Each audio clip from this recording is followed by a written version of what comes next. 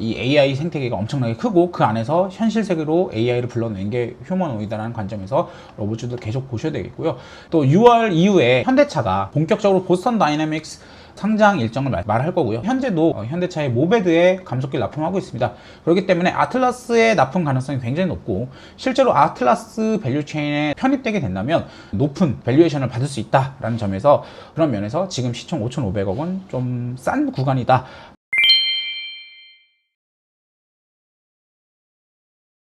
안녕하세요, 투자버튼입니다. 자, 오늘은 이 시장의 가장 화두가 뭐냐라고 하면 당연히 삼성전자, SK하이닉스 레버리지 ETF 얘기를 안 할 수가 없습니다. 참 오늘장 야속하죠.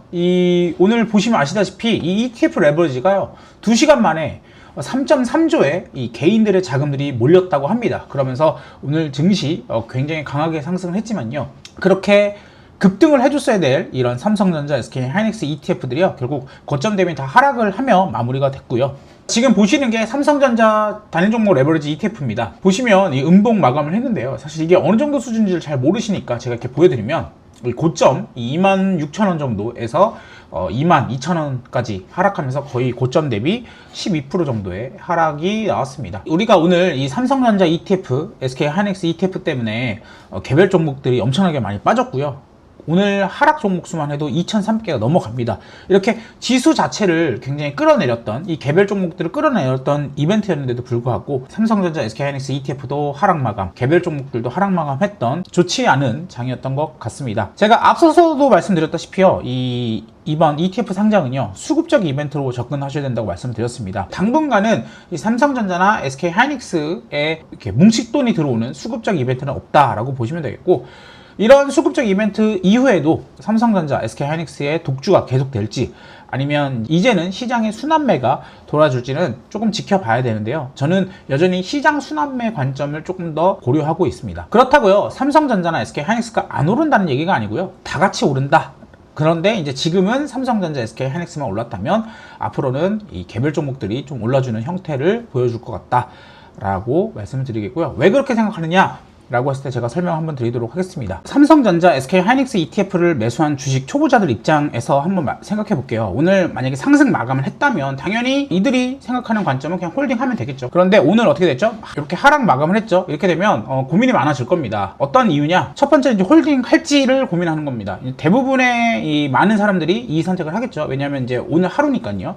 어차피 이렇게 이 홀딩하는 수급들은요 이제 들어와서 다른 종목에 순환매를 주는 그런 수급은 아니기 때문에 요거는 그냥 의미 없는 수급이다 라고 보시면 되겠고, 두 번째는 손절하고 출금하는 경우입니다. 손절하고 출금할지, 이거는 이제 일반 개인들 뿐만 아니라 외국인 기관들도 포함이 되고요. 이 장 막판으로 갈수록, 오늘 장 막판으로 갈수록 이렇게 하락세가 나왔죠. 요게 이제 두 번째 유형의 사람들이라고 보시면 되겠고요. 왜냐면 장 초반에 매수를 하고 그대로 급등을 할 줄 알았는데 계속 밀리니까 이제 손절을 하는 거가 있겠고요. 요게 이제 순수 ETF 자금으로 들어온 사람들 뿐만 아니라요, 외국인이나 기관 같은 경우에는요 현선물을 같이 걸어놨습니다. 같이 걸어놨기 때문에 이제 현물로 어차피 ETF 나오기 전부터 이미 수익을 냈기 때문에 이제 현물을 팔면서 ETF도 같이 끌어내리거나 또는 선물로 갖다가 오버슈팅 먹으려고 들어왔던 외국인이나 기관들 차익 실현을 뱉어낸다 라고 보시면 되겠고요. 어쨌든 간에 요 자금 같은 경우에는요 시장에 남아있지가 않고 출금을 하는 자금이죠. 결국 수익 확정을 짓는 자금이기 때문에 단기적으로는 수급적 악재로 볼 수 있는 부류다라고 보시면 되겠고, 마지막 세 번째, 이게 제일 중요합니다. 일단 팔고 다른 거를 살지를 고민하는 사람들이겠고요. 요게 이제 왜 중요하냐면 앞으로 새롭게 탄생할 이 순환매 자금 연료로 쓰일 수 있는 자금이기 때문이겠죠. 그래서 요런 자금 같은 경우에는요 이제 오늘 들어왔다가 수익이 날 줄 알고 들어왔죠. 그러다가 이제 손실이 나니까 일단 손절을 하고 막상을 보니까 이 삼성전자나 SK하이닉스 많이 오른 것 같고 다른 거 없나 하면서 이제 두리번 거리는 자금들이겠고요. 당연히 당장 부각은 안 됩니다. 아직은 하루밖에 안 되기 때문에 이런 자금들이 당연히 지금 많이 없지만 아까 전에 이제 1번 부류들 홀딩하는 자금들 있죠. 홀딩하는 자금들이나 팔고 나서 다시 들어온 자금들도 있을 텐데 이런 자금들이 결국은 다른 걸로 사는 자금으로 바뀔 것이다 라는 것이 제 관점입니다. 이게 바로 순환매 자금 연료로 사용된다 라고 보시면 되겠고요. 여러분도 제가 말한 이 내용이 맞다 틀리다를 떠나서요 한번 고민을 해보셨으면 좋겠다, 이 앞으로의 이 전략에 대해서 고민을 해보셨으면 좋겠다 라고 말씀드릴 수 있습니다. 또 ETF를 투자하는 데 있어서요, 조심해야 될 부분이 있습니다. 바로 음해복리라는 개념인데요. 이게 이제 일반적인 언더라인 ETF, 그러니까 쉽게 말해서 이제 일반 현물 한 배짜리 ETF 같은 경우에는요, 10% 오르든 10% 빠지든 간에 결국은 이제 거의 똑같은 거죠. 오르고 빠지고, 동일하게 오르고 빠지고, 10% 오르고 10% 빠지고, 10% 오르고 10% 빠지면 이런 식으로 그냥 평균 원금 그대로 있다라고 하면, 이 ETF, 레버리지 ETF는요, 손실 수익이 10%씩 똑같이 나더라도 결국은 이렇게 우하향한다라는 겁니다. 요게 아마 이제 새로 투자하시는 분들이나 이런 분들은 단순히 이제 오를 것만 생각하고 접근하다 보니까 이런 음해복리에 대해서 아무런 고민 없이 들어온 분이 많으실 거고요. 이 SK하이닉스나 삼성전자가 과거에는 1%, 2% 움직이던 종목이 이제는 막 10%, 20%씩 움직이지 않습니까? 그런 만큼 이런 음해복리가 더 굉장히 많이 나타날 수 있다라는 점을 말씀드릴 수 있겠고, 이 음해복리가 왜 무섭냐면, 그러니까 삼성전자나 SK하이닉스는 결국은 올랐을 수 있어요. 그런데 이 오르면서도 꾸준히 올라줘야 되는데 이렇게 빠졌다가 올랐다가 빠졌다 올랐다 이렇게 이 크게 변동성 있게 하락하고 올라가 버리면은 어떻게 되냐? ETF 자체는 이렇게 하락되거나 또는 그냥 횡보, 이렇게 횡보 같은 결과를 맞이할 수 있다라는 거겠죠. 그래서 사실 제가 제일 걱정하는 부분이 이겁니다. 이 삼성전자, SK하이닉스 ETF 나오는 건 좋고요. 우리나라의 수급을 다 빨아간다. 뭐 어쩔 수 없죠. 왜냐면 이 실적도 좋고 정말 좋은 주식이니까요. 그런데 이 레버리지 ETF를 손대시는 분들이 결국은 이 음해복리로 인해서 손실을 보고 다른 투자로 이어지지 못하고 그대로 그냥 물려 계실 수 있는, 어떻게 보면 이 안 좋은 결말이 나올까봐 좀 많이 걱정된다라고 보실 수 있겠고, ETF 투자하시는 분들 이 부분 반드시 유념하시면서요, 투자하셔야 된다 말씀드릴 수 있겠습니다. 자, 다음으로는요, 지난 주말이죠. 지난 금요일날에 좀 올랐던 종목들 평가 한번 하고 가겠습니다.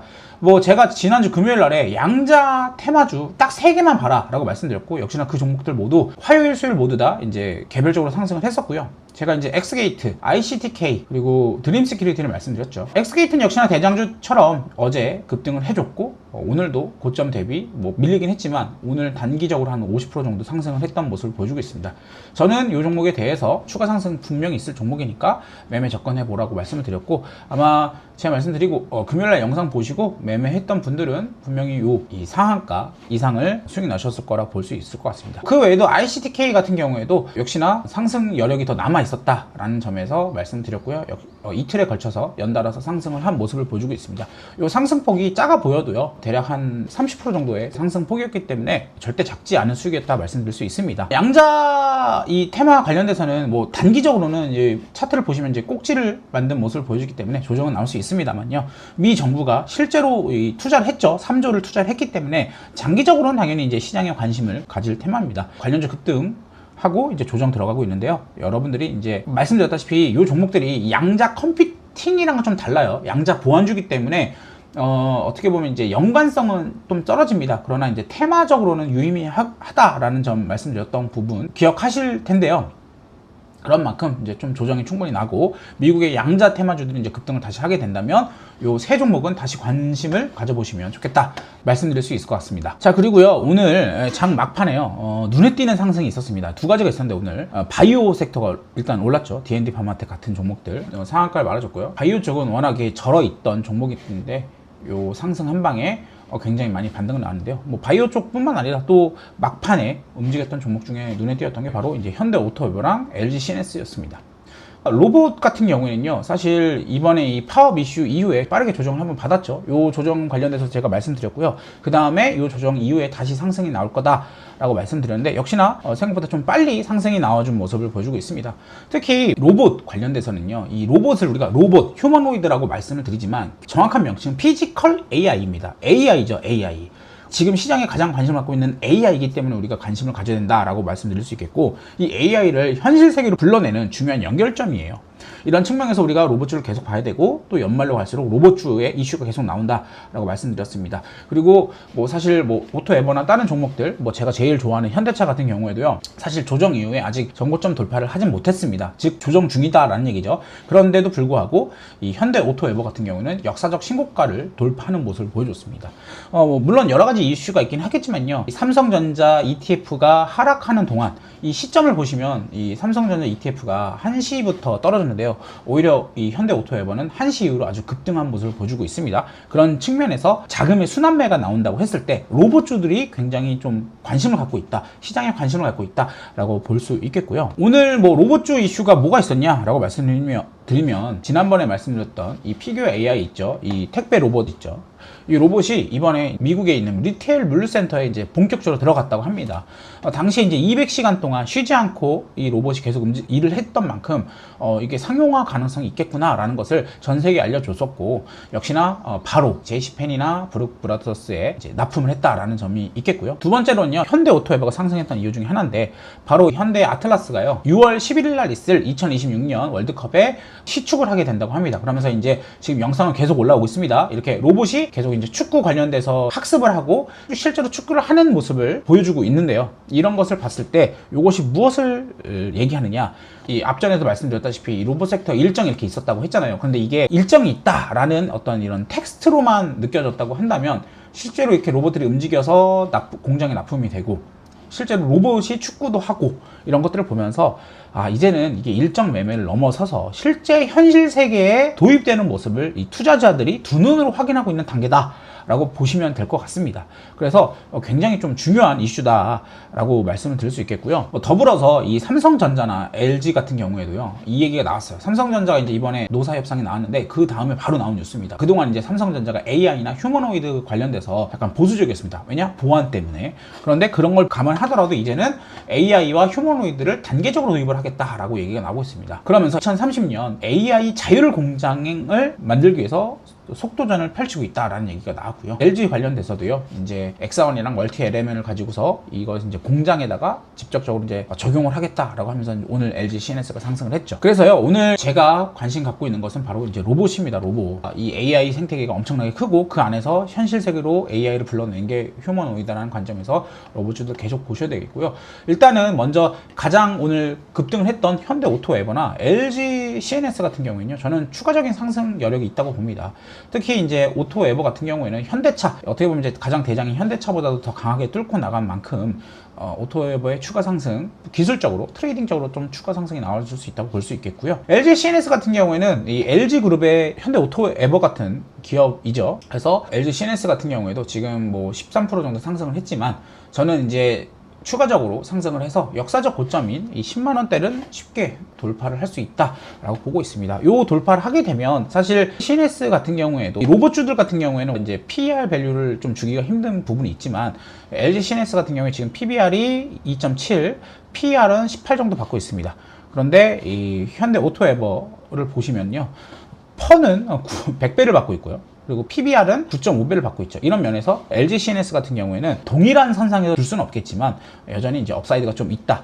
그래서 10만원은 쉽게 돌파를 할 수 있다라는 점을 좀 기억해 보셨으면 좋겠고요. 추가적으로 제가 로봇주들, 그 전에 말씀드렸던 로봇주들, 뭐 화신이나 뭐 현대차 다 좋습니다. 다 좋고요. 그 외에 이제 좀 더 우리가 관심 가져볼 종목으로는 이제 SBB 테크, 제가 말씀드렸죠. SBB 테크 같은 경우는 이제 감속기를 만드는 기업인데요.